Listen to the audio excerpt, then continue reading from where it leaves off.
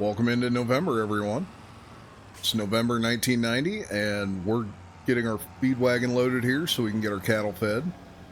And I was very tired the other night when I finished recording episode 3 and completely forgot we have straw to bale up. We should have done that in October, but, you know, not the end of the world by any means. So we'll go ahead and get this feed wagon full, get our cattle fed, and then we have some milk we need to get sold. And once we get that done, we're going to go ahead and get our baling done that we should have done last month. Now, we also have some fall tillage we need to get done. So we have plenty to do this month to keep us very, very busy here. But we're going to go ahead and start out with feeding the cattle. And then we can go ahead and get to the rest of our month here. Now, I am starting to worry that I did not do enough silage. I may have really messed up and not done near enough silage. Now, I think the cattle do have enough feed to get through this month, but it's going to be close. So I'm starting to get very nervous here. Now, we have had quite a few calves, which is a good thing. We've got a couple more to be born yet. All right, that feed wagon is full. So we'll dump the rest of the silage back in the pit here. And then we can go up and get our cattle fed. All right, we'll get pulled in here. Get these cattle fed. While this is unloading, we'll run around and see if we can't find... Oh, there's a baby calf. So we have one in the barn. We're sitting pretty good on straw. Got quite a bit of milk here that we can get sold off this month.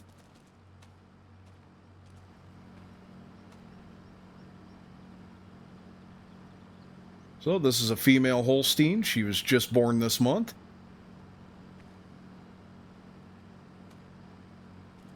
It is absolutely adorable. They did a great job on the animations for the animals in this game.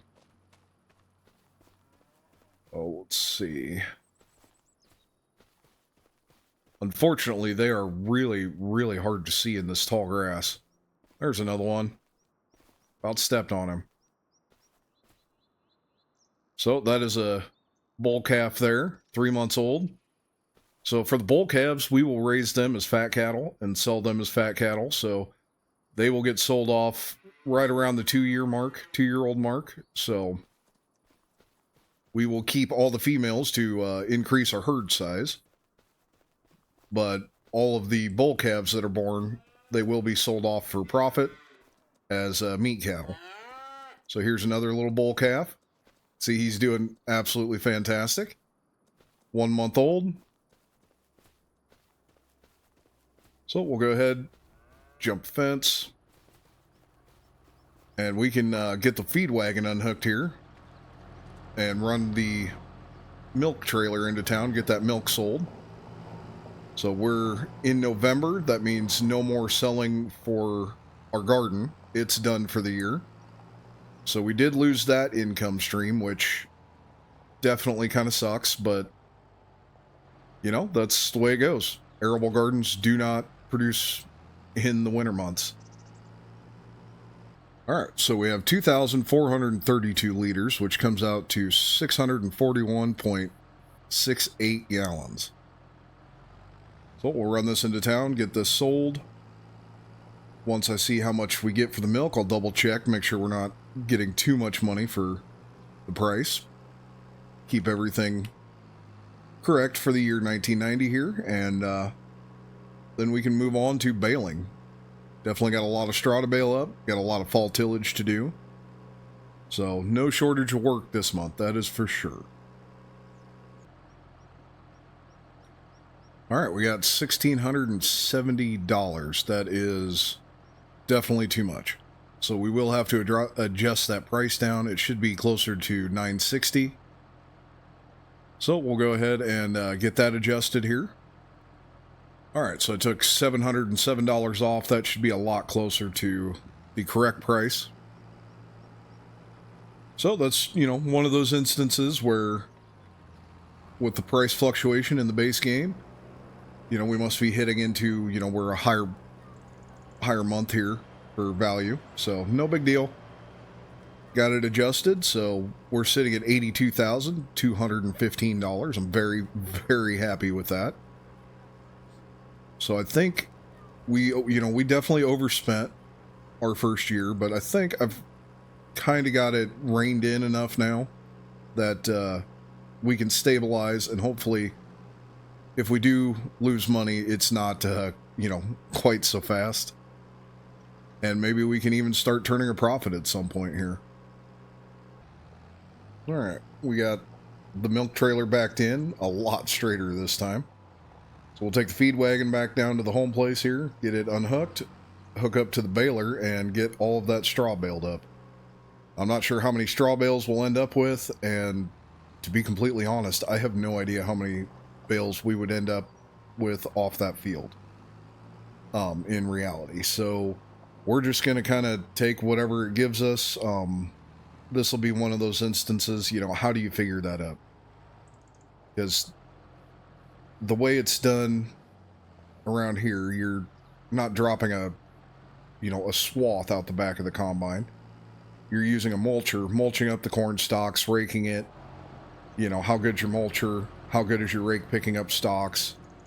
There's a whole lot of factors into how much you'd actually get off the field. So that being said, I'm just going to take whatever the game gives us, and that's going to be what we have. Now, we're not going to need a whole lot of those bales for our cattle. They're just not going through a lot of them right now, so we will sell off a bunch, which is, perfectly fine. There's nothing wrong with that. There's definitely a lot of people that bale up stocks just to sell them. They don't actually use them, so we'll go ahead and do that. So we'll have stock bales, and we'll also have our hay bales we're going to sell off this year. We're going to have a ridiculous amount. Definitely won't have that many bales next year because I'm not putting down fertilizer on our alfalfa field again, or at least not for a few years, not until we need it, because it is just too many bales. So we'll get that bale counter reset, and we'll get this field done. This won't take very long at all. Baling's usually pretty fast. So I'll catch up to you guys when we get this done. All right, we're finishing our baling here. We're going to get one more bale. So for a grand total of 24 bales, that's honestly pretty good. Not the overkill amount of bales that I was worried about getting, so I'm very happy about that. So we are finished baling. We'll take this back down, get the baler put away, get it cleaned up, get it maintenanced up, and it'll be put away for the rest of the year. We'll grab the 856, the bale trailer, bale spike, and start loading these bales up and get them dragged back down into the yard here. And then we can start cultivating. I'm not going to do any deep tillage this year. We did deep tillage on both of our fields last year, so we don't need to do that. But we do need to cultivate. So we'll get some cultivating done here. It'd be nice if I could get all of our cultivating done this fall. Not a big deal if I don't. We definitely have plenty of time throughout the winter and the spring if we don't. So no big deal there. So we'll come into the shop here. Get that repaired. Get that repaired. So $112. Can't complain about that at all. That's very good. Baler doesn't need a whole lot of washing, but it does need a little bit. It is a little dirty, and there's no reason to put it away dirty for the winter. We'll get this sprayed off. I'm not going to worry about washing the tractor for now because we're going to continue using it yet. So it's just going to keep getting dirty. But so far, I'm very happy with the way this first year has gone. I'm not happy about how much we overspent this winter, or this first year, but other than that, everything else has gone really, really well.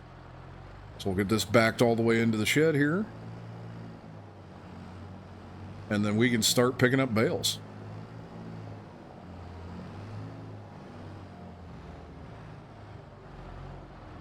Look at that, like a glove.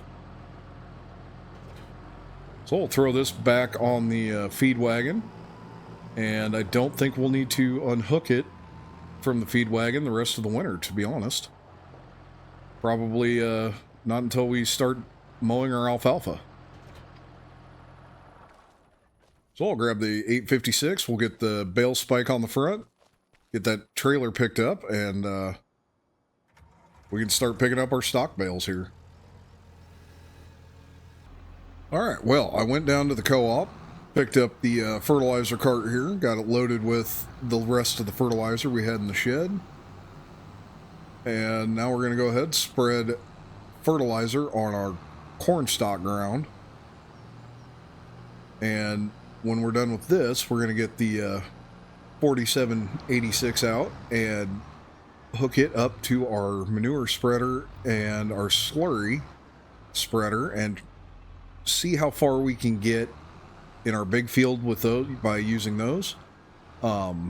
You know, try and save a little bit on fertilizer. I don't know that we'll get all the way through, but regardless, we're going to go over the entire field with anhydrous in the spring anyway, because even though manure and slurry are good products and are definitely good for fertilizing, you know, every once in a while you do get that leaky water, and all of a sudden your slurry's just water and you're not getting much nitrogen out of it. So we're going to go over top of it with anhydrous as well, just to double up and make sure that we don't have any thin spots for nitrogen, which is, you know, very common practice. Absolutely nobody risks just putting down manure and hoping that they get enough nitrogen. But we're going to spread this out first, and then we'll get the big tractor out. Alright, we're hooked up here to our slurry spreader. Now, Grandpa did leave us 2,586 liters of slurry, which is, you know, kind of nice. Help add to what we can put out on the field here. Now, unfortunately, we don't have any pigs, so we're not going to get anything out of that barn anytime soon, but our cattle have definitely produced quite a bit. So that's going to be very helpful. Now, the question is, can I get turned in here? Oh, yeah. All kinds of room. So we'll get backed in, get this thing loaded. To be quite honest, I haven't really checked to see how much slurry we actually have, so I don't know if we'll have a full load or not. But whatever we can put out on the field, you know, that saves us in fertilizer, so... Alright, so we have a little more that we got a little more than one load worth here, so we're sitting pretty good.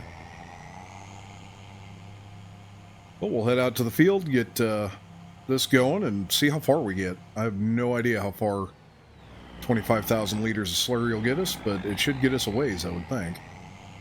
Alright, so we'll get this thing fired. Oh, I need to unfold it. Evidently... if there's something that unfolds. So we'll try this again. We'll get this thing fired up.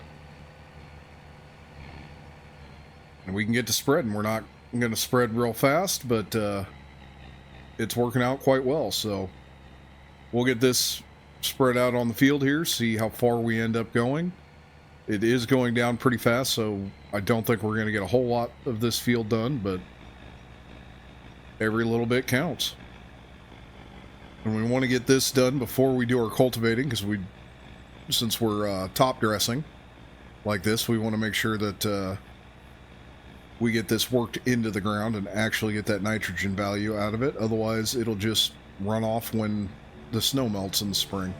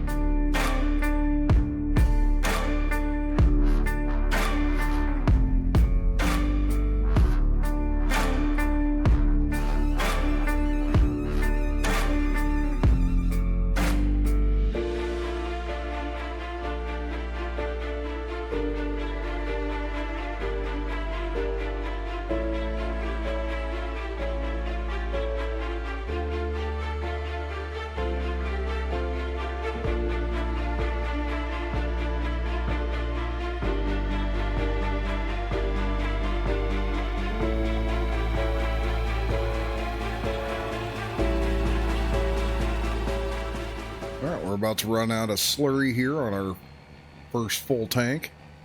So we'll go ahead and run up, reload this with the rest of the slurry that we have, cover as many acres as we can, and we might actually get this field completely covered between the slurry and the manure. So I'm pretty happy about that, to be completely honest. We're covering more ground than I originally thought we would. All right, we got 11,600 liters here, so we'll go ahead and get this spread out here, and then we can get this slurry tank dropped and hook up to the manure spreader and see how far that manure goes. But it's kind of looking to me like we'll get through this entire field with both, but I'm not 100% sure how far that manure will go. The slurry is most definitely going farther than I thought it would, so I'm very happy with that. Alright, and we are out of slurry, so we'll go get this unhooked, hook up to our manure spreader, should be able to finish this field. That's my hope anyway. Now we're going to go over this in the spring with anhydrous, just to be sure that we get everything covered and fully fertilized, and cover up any of the spots that A, we miss because there's definitely gaps, and B, any of the thin spots where, you know, maybe we didn't get full coverage. But all in all, very happy with how far that went, and that we're definitely looking good for expanding in the future for how much ground this will actually cover. Alright, well, we got this thing fully loaded. It's got 15,000 liters of manure on it, so we'll go see how this works. Alright, so we'll get this thing going. It only shoots out one side, it looks like, so we'll get this going and see how far we actually make it here.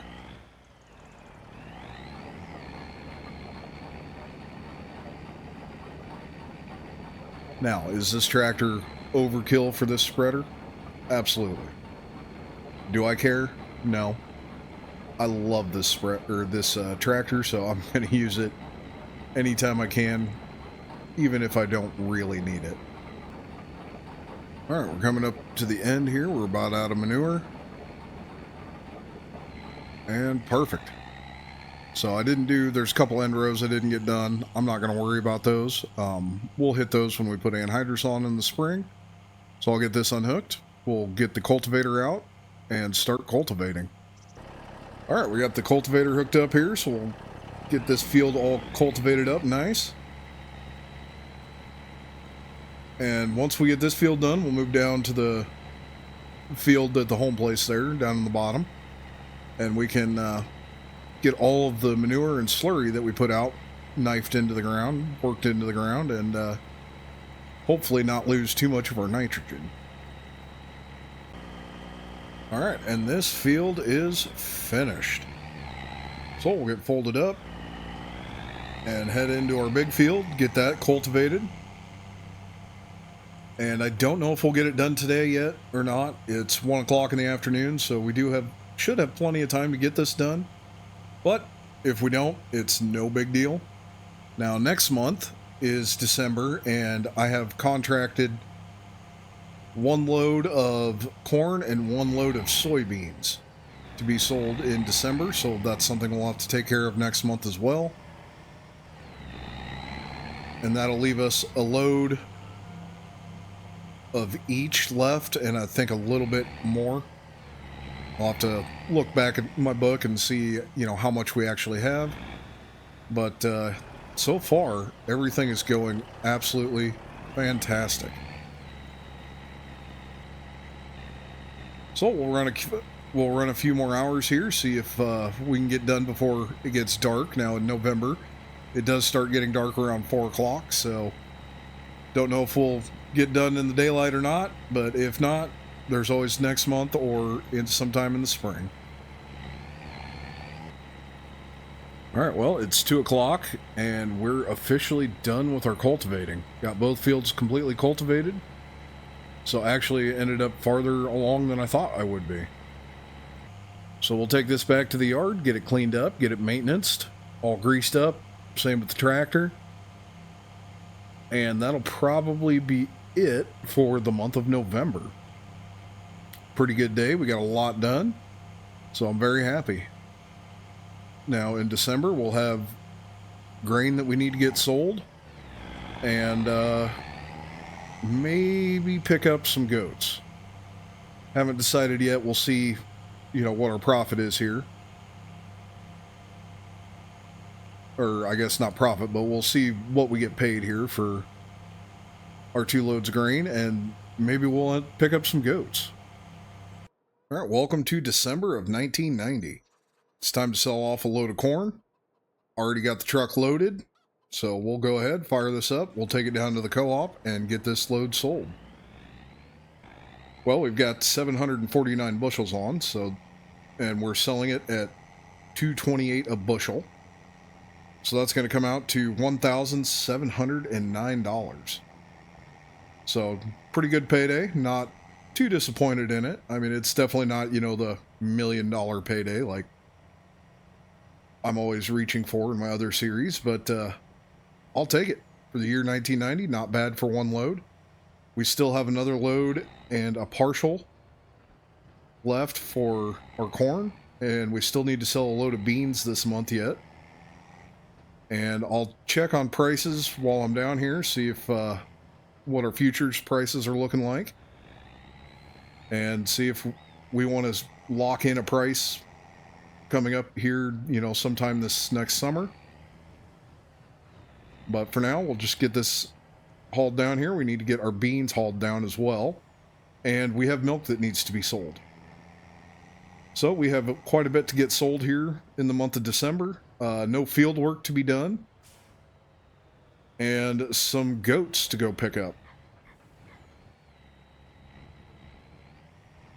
And I got to remember to slow way down with this truck. It does not like to take corners fast, so keep that in mind as well. Alright, I'm curious to see what the price difference is between the base game and what our 1990 price will be. So we'll take a look at that, and then we'll adjust accordingly.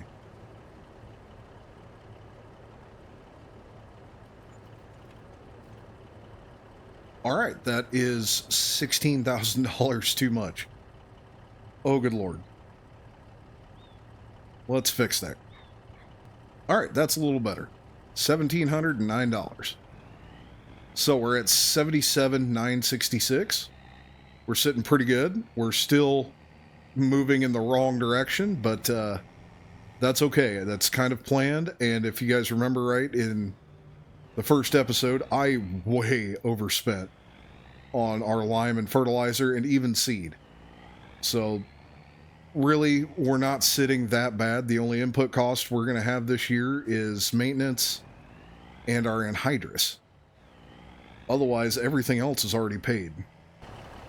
Alright, well, while we're filling up with our soybeans here, I also forgot that we need to sell off some of our bales. So we've got hay bales and stock bales that also need to be sold this month. So we're selling a lot more than I honestly had planned on. So that's a very, very good thing. But one thing at a time, we're going to get these beans sold off, then we'll get our milk sold off, and then we can worry about selling off our bales. All right, we're getting pulled in here to the co-op, and yet again, I'll see what the base game gives us and then adjust accordingly.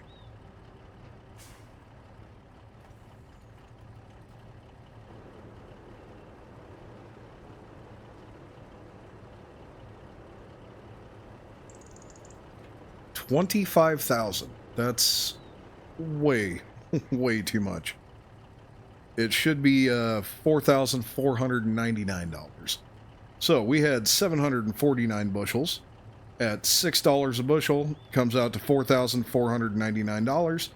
So give me a second and we'll get this adjusted correctly. All right, so that is correct. We're at $82,465. Sitting very well. Like I said, we still have milk that needs to be sold and bales that need to be sold this month. So I think we're doing just fine. All right, well, I went ahead and hooked up the 1586 to the milk trailer this time because it's a little chilly outside today, and it'd be nice to have a cab. So we're going to run this into town, get this sold, and see how much money we get. And as always, if I need to, I will adjust accordingly. All right, we're down here at the creamery. I've got 752 and a quarter gallons on. So we'll get this sold and see what the game gives us based compared to what we should get for the year 1990. About $700 too much.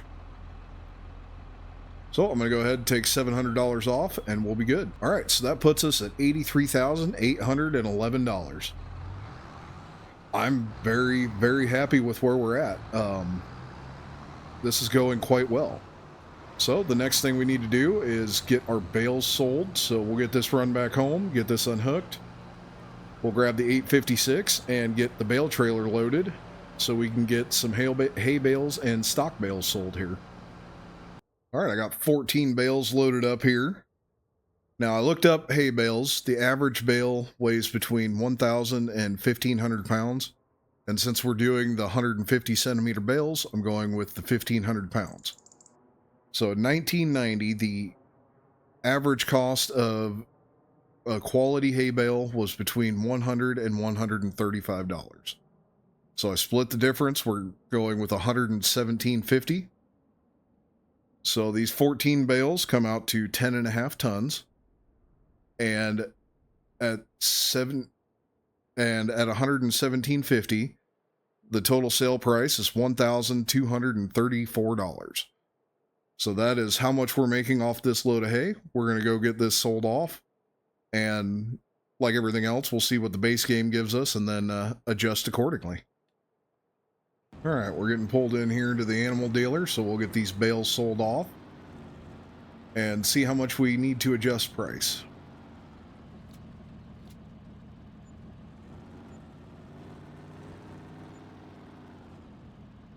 A lot. Okay. So we'll get that price adjusted here. All right, that's better. So we're at $85,045. That's much, much more accurate. So we'll take this back, get it loaded up with some stock bales after we wait for the train, and get those sold off. Now, stock bales are not as valuable as hay, and I couldn't really find how much a stock bale cost back in 1990. So I'm just going to call it $50 a bale. So we'll just do $50 a bale and call that good. Well, it's a little crooked, but we got the 14 bales loaded up on here, so we'll run these down to the bale sale and get these sold off. So 14 bales at $50 a bale is $700.